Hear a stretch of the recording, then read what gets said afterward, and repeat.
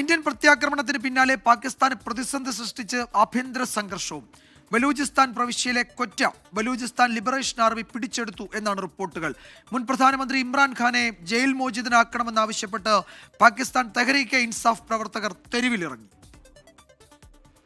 പാക് സേനയ്ക്ക് നേരെ ബലൂചിസ്ഥാൻ നടത്തുന്ന ആക്രമണം കടുപ്പിക്കുകയാണ്. ബലൂചിസ്ഥാൻ പ്രവിശ്യയിലെ കൊറ്റ BLA പിടിച്ചെടുത്തു എന്നാണ് റിപ്പോർട്ട്. ബലൂചിസ്ഥാനെ സ്വതന്ത്ര രാജ്യമായി അംഗീകരിക്കണമെന്നാണ് ഐക്യരാഷ്ട്ര സംഘടനയോട് ബലൂച്ച് ലിബറേഷൻ ആർമി ആവശ്യപ്പെടുന്നത്. ഇന്ത്യയിൽ ബലൂചിസ്ഥാൻ എംബസി സ്ഥാപിക്കാൻ അനുവദിക്കണമെന്ന് ബലൂച്ച് എഴുത്തുകാരൻ മിർ യാർ പറഞ്ഞു. കഴിഞ്ഞ ദിവസം BLA നടത്തിയ സ്ഫോടനത്തിൽ 14 പാക് സൈനികർ കൊല്ലപ്പെട്ടിരുന്നു.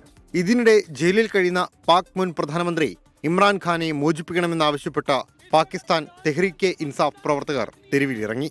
ജയിലിൽ ഇമ്രാൻഖാന്റെ ജീവൻ അപകടത്തിലാണ് എന്ന് ചൂണ്ടിക്കാട്ടിയായിരുന്നു പ്രതിഷേധം. അതേസമയം ചെനാബ് നദിയിലെ സലാൽ അണക്കെട്ടിന്റെ ഷട്ടർ തുറന്നതോടെ പാകിസ്ഥാൻ പ്രളയഭീതിയിലാണ് എന്നും റിപ്പോർട്ടുകളുണ്ട്. News desk 24.